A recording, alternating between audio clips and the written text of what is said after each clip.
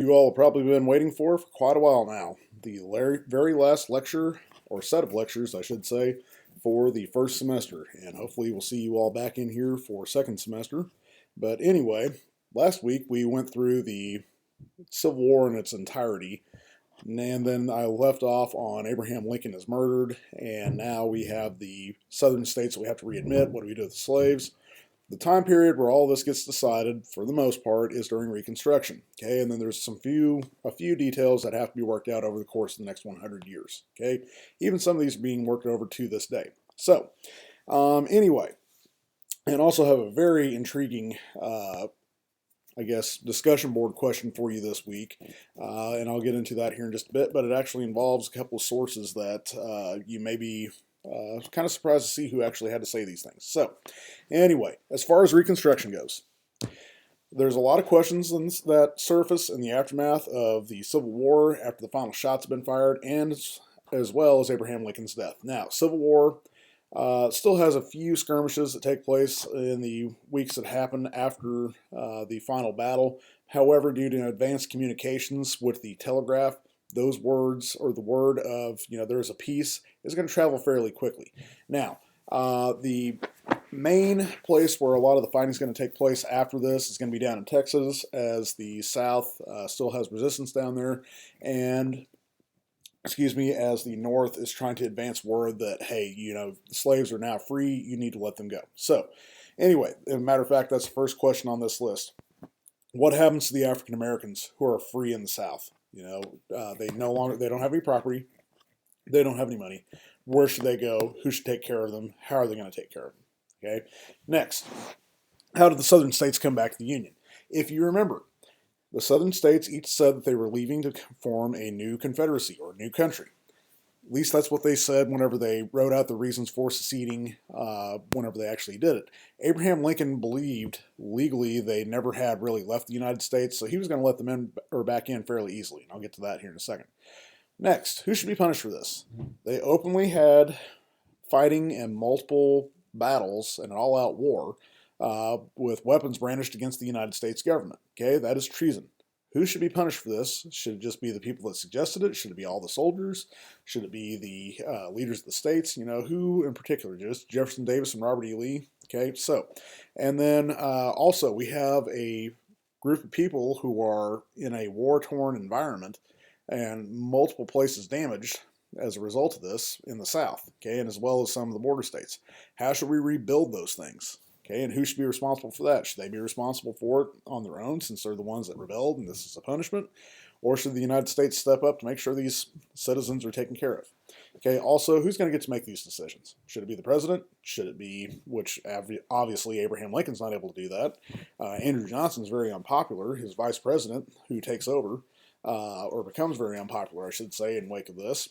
Should it be the House and the Senate with Congress, or should there be this one overall individual? We'll get into that here in just a second. So, in terms of freedmen and freedom, most former slaves live on or near the plantations where they had worked. A lot of people that were down there just stay put for the most part. Other people are going to go seeking those that they had lost that were out of their family. You know the stories of slaves being sold up and down the river, families intentionally being split apart, various people murdered or kidnapped, some people fleeing north and other people not following them. So, in other words, a lot of people are just going to scatter, but some just stay put because that's all they've ever known, and they don't know the other environments out there. Some people do go north. There are many hostilities towards them up there at this point in time. Because after all, a lot of people blame the Civil War on the slaves as a result, or blame the Civil War happening as a result of the slaves. Okay, so some people are going to retaliate for their treatment of slaves, taking property from whites, whipping whites. White property is also going to be destroyed pretty frequently in the South by revolting former slaves. And then, like I said, some masters are actually going to be, those that were particularly brutal, they're going to be tied to a tree and whipped, okay, by their former slaves as retaliation for them doing it for so long. Okay, so some whites are also going to refuse to set the slaves free. This is only, I say only, there's going to be some laws passed that kind of, well, not kind of, they do keep people basically enslaved for the next few years. But some whites don't want to let them free. The Union Army is going to be the ones that have to step in and say, nope, you will free these people, and you will make sure that you treat these people well.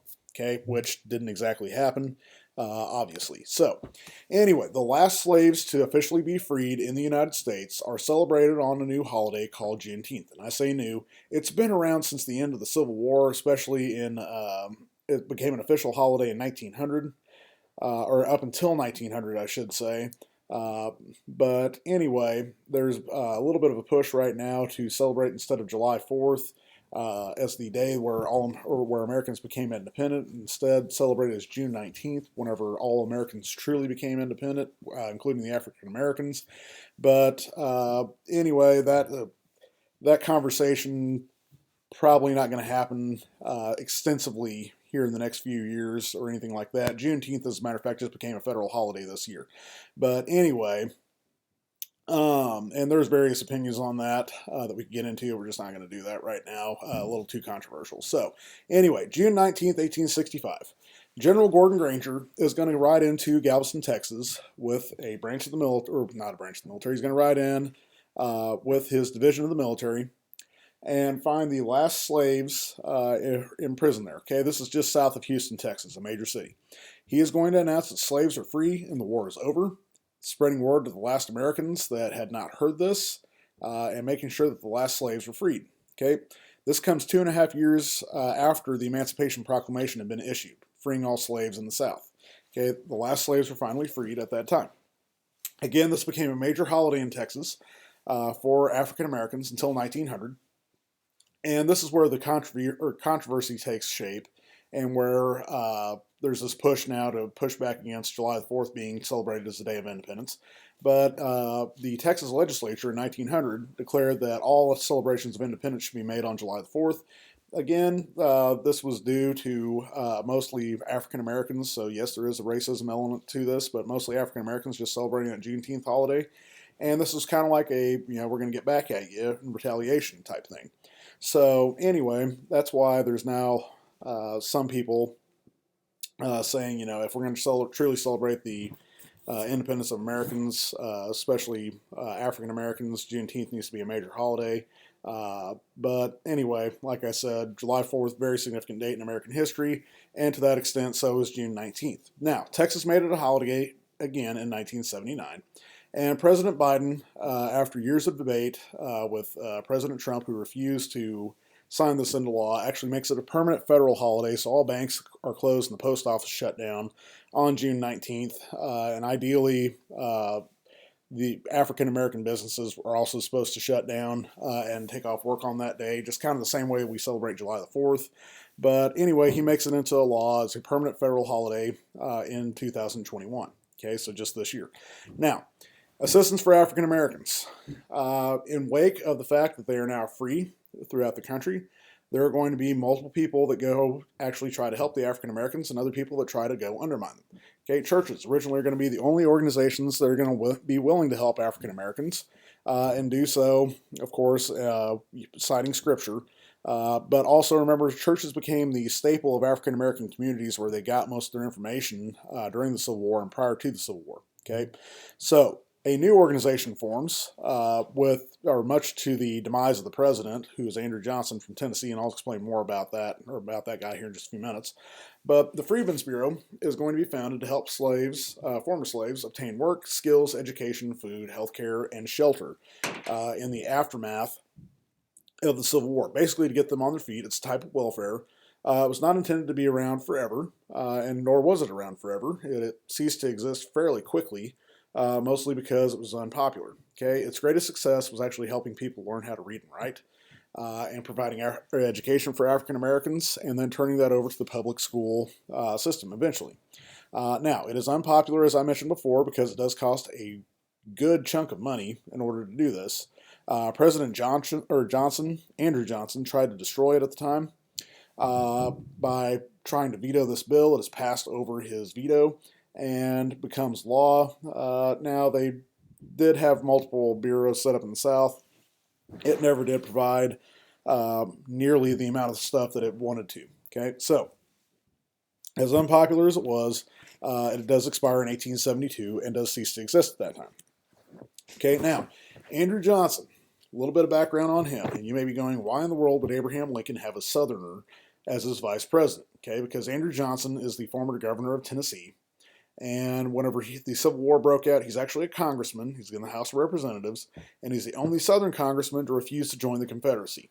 Okay, so there's where he has ties to the Union, even though he's in the South. And remember, Tennessee notoriously had a lot of volunteers for the Union, so they had a lot of people that were willing to go and fight for the Union as opposed to the Confederacy. As for all, they are the volunteer state. The nickname comes out of the Civil War. But anyway, Andrew Johnson was nominated because he wanted, or by Abraham Lincoln, I should say, for vice president, so that way Johnson could be a link between the North and the South after the war. Nobody in their right mind ever would have guessed that a president would be murdered. Okay, matter of fact, the Pinkerton detectives, they knew of multiple, this is not necessarily a vigilante organization, but a private police force, we'll call it that, and a private military. They'll come back up in the second semester when we talk about the Gilded Age. But the Pinkerton detectives had protected Abraham Lincoln on multiple occasions after he had hired them. So that way he would not be kidnapped. There were several instances where they wanted to kidnap, or the Confederacy wanted to kidnap Abraham Lincoln. So the Pinkerton detectives had protected him in some of those instances. But the United States Secret Service didn't exist. Okay, so they didn't think it was a permanent thing where people would constantly threaten the president, and then we wind up having several assassinated. Well, I say several. We have a number of them assassinated in wake of Abraham Lincoln's assassination. Okay, but after Abraham Lincoln is declared dead, Johnson becomes president just a few days after the Civil War ends, and the North absolutely cannot stand Andrew Johnson because he's from the South, and he's viewed as a Southerner, mostly because he does have some racist views, and because they see him as protecting several people in the South. Okay, the South also hates him because he sided with the North during the war, and they see him as unloyal to them. Okay, he is very quick-tempered. He is also a very heavy drinker. Okay, matter of fact, this plays out in public quite often whenever he would deliver a speech, slur his words. Okay, so Congress is going to refuse to let him make the decisions, or at least attempt to refuse to let him make the decisions that are going to reunite the country, and they feel they needed to do in order to win this. Okay, it's going to set up a standoff between Johnson and Congress. Okay, now there's going to be three different forms of Reconstruction that we're going to take a look at. Three different ideas for Reconstruction that we're going to look at. The first one is going to be presidential Reconstruction. Okay, and sometimes this, and I say sometimes, often I split this up into the 10% plan and Johnson's plan. Okay, Johnson's plan actually is the presidential Reconstruction that this book considers, that I've used to help form your notes. But oftentimes they separate out Lincoln's 10% plan because it's so lenient, Johnson's plan, which is extremely lenient as well, but has a few more stipulations in there, and then the Radical Republican or Congressional Reconstruction Plan, which is what we're going to go over. So Lincoln originally wanted to readmit states once 10% of voters had taken a loyalty pledge and the state had respected emancipation. Not passed the 13th Amendment, but just said, yeah, hey, we will allow all the people of this state to be free from slavery. Okay, this is known as the 10% plan because of that 10% of voters who took a pledge to be loyal to the Union. Okay, now, there is no punishment for former Confederate officers under Lincoln's plan.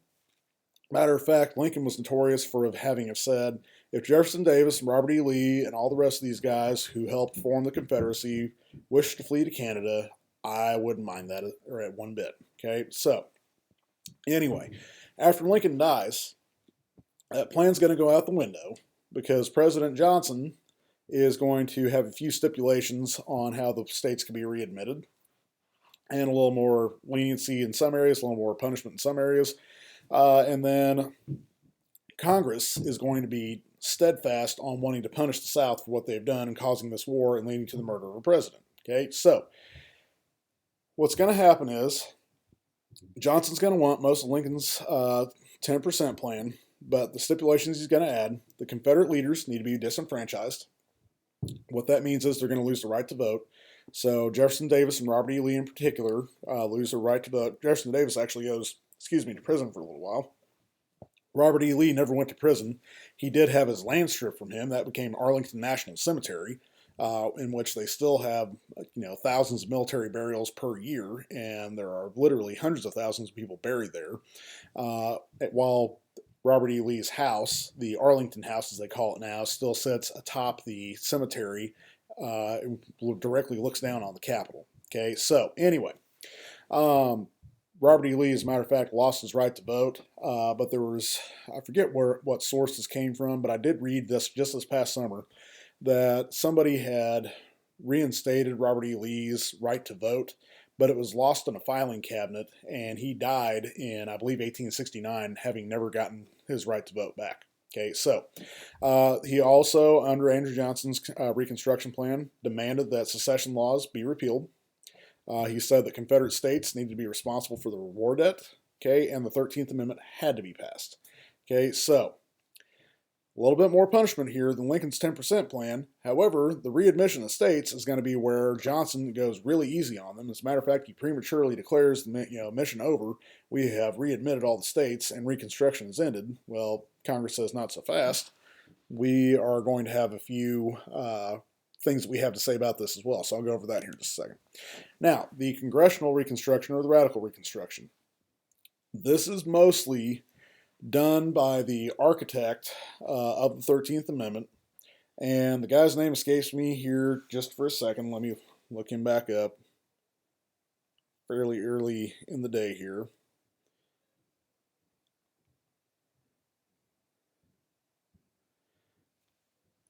And it'll just be one of those kind of dumb moments whenever I look him up. Okay, Thaddeus Stevens. I never would have gotten that. But Thaddeus Stevens, who is actually not married to, but he has an African-American mistress. Thaddeus Stevens is a member of the House of Representatives that was instrumental in getting the 13th Amendment passed. And he also is going to have a very large say in how the government of the United States reconstructs the South in the wake of the war. Now, he is one of those, what they call the radical Republicans, who want punishment for the South. They felt the 10% plan would do nothing for freed African Americans. They also desired guaranteed civil rights for African Americans via a couple of constitutional amendments. Okay, before Lincoln died, Congress had actually passed a bill that was going to have a little bit of a say on this, called the Wade-Davis bill. It would have required a 50% rate on loyalty oaths and guaranteed rights for African Americans. Okay, now Congress passed this. Lincoln actually vetoes it, and he does so by a pocket veto. He just never says, "No, I'm not going to sign this." He just literally leaves it sitting on his desk. Okay, and the reason why he did this is he felt the South never really seceded, and they wanted a quick and painless reunification for the entire country to make the sores of war end very quickly. Okay, and that phrase, the sores of war, that's going to come up in the writing prompt that I have you do here in just a bit. Okay, so anyway, Congress wants these stipulations for the South, but wants these stipulations on the 50% loyalty oath, guaranteed rights to African Americans, but Johnson is going to refuse to work on civil rights. Okay, again, he is from the South and he does have some issues in terms of race. Okay, so Reconstruction is going to become a combination of legislation from Johnson and from Congress. Okay, in December of 1865, many of the former Southern congressmen who had seceded are going to show back up in Washington, D.C. to reclaim their seats and rejoin the government of the United States. They just basically showed up being like, "Yep, our bad. We're back. Let's go to work again." Okay, that's not normal behavior, especially for congressmen if you committed something like that. And Northerners don't want things to go back to normal with these people there. They want to have new leadership in terms of the Congress. Okay, so the Southerners would have gained a significant amount back of power, or a significant amount of power back in Congress, as the Three-Fifths Compromise had allowed them, or that compromise is over. The population of the South is going to explode now, because instead of counting a slave as 3/5 of a person, they're going to count as one whole person. And with this population increase, the North fears what the South would do in terms of Reconstruction and in terms of what to do after the Civil War. In December of 1865 as well, Johnson's going to prematurely declare that the South is going to fulfill their requirements to rejoin the Union and welcome them back, which Abraham Lincoln would have done as well, but did so without basically saying, well, they have their loyalty oaths done, or they have all this and that put together. So Congress is going to refuse to accept this, and they're going to have a showdown with Johnson. Okay, now, within this showdown, Johnson's going to veto a civil rights bill that's going to undercut black codes, which we will take a look at here in just a second, and allowed African Americans to be citizens while enjoying legal rights. Okay, this civil rights bill is going to become law eventually via a couple of constitutional, not congressional, constitutional amendments, and then via Supreme Court cases well into the 20th century. Okay, and whenever I say 20th century, they're still looking at some of these things. So anyway, Congress is going to decide another constitutional amendment is necessary for the states, with states ratifying their legislation, so they draft and pass the 14th and 15th Amendment. Okay, so they want to have the 13th Amendment passed by all states for readmission to the Union. They also want to have the states draft and pass the 14th Amendment. Now, let me go back to the 13th Amendment here as well. The last state to ratify the 13th Amendment was Mississippi. The year they did that, I believe, is 2012. Let me double check my source on that.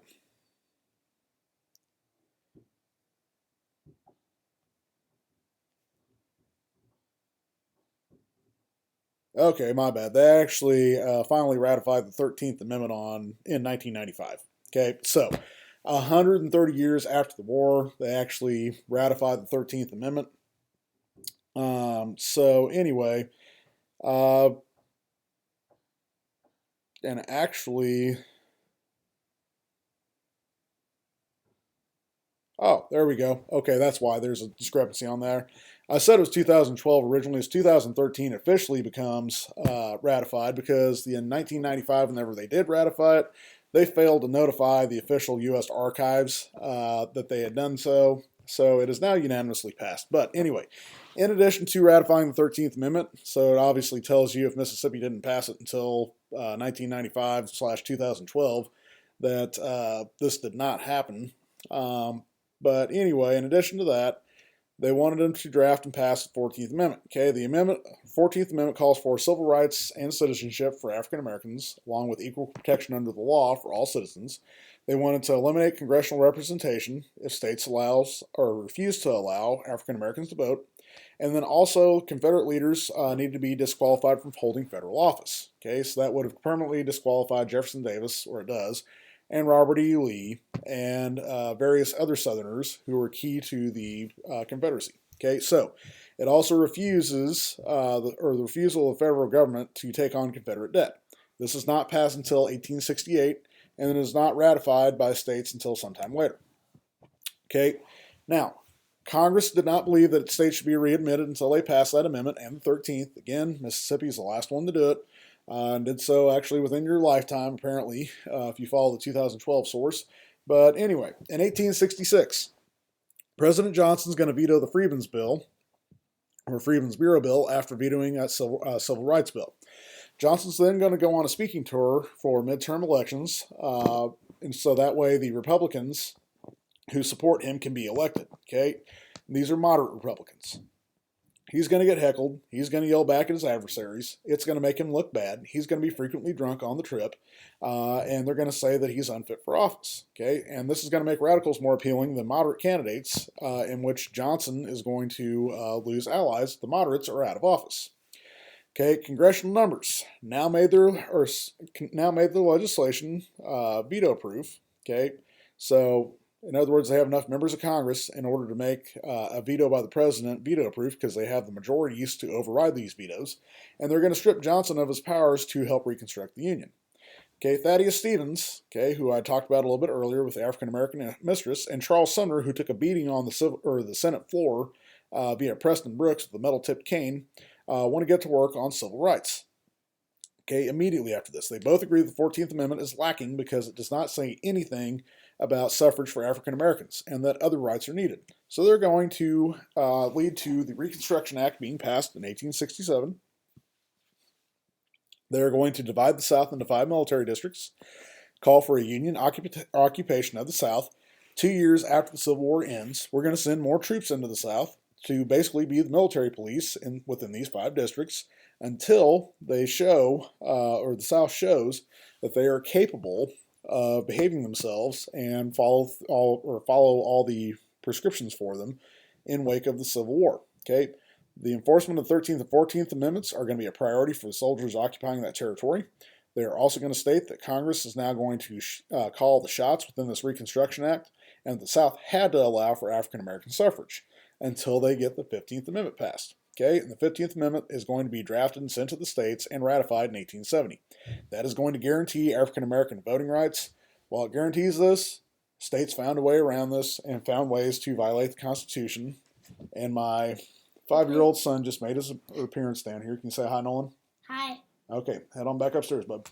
Okay. But I'm playing hide and seek and Oh, you're playing hide and seek right now? Okay, can you play hide and seek upstairs, Mom? I'm with my hide and seek. Okay, you go on over there. So, anyway, while this guaranteed African American voting rights, it is going to, the states are going to find a way around this. I'll go through the black codes here in just a second.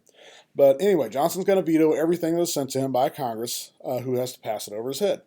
The radicals in Congress grow tired of the process, and they desire a change in the presidency earlier than 1869, which would have been the year that Johnson would have run for re-election. Okay, they need a reason, legally speaking, to remove Johnson from office, and they're finally going to get it right after they pass the Tenure of Office Act. Okay, so basically it was set up to bait him into doing something illegal so that way they can impeach him. Okay, and Johnson does become the first president to be impeached. We've only had 3 presidents impeached. Impeachment process has only been done 4 times, and actually, yeah, he's still playing hide and seek. The impeachment process has only been completed 4 times.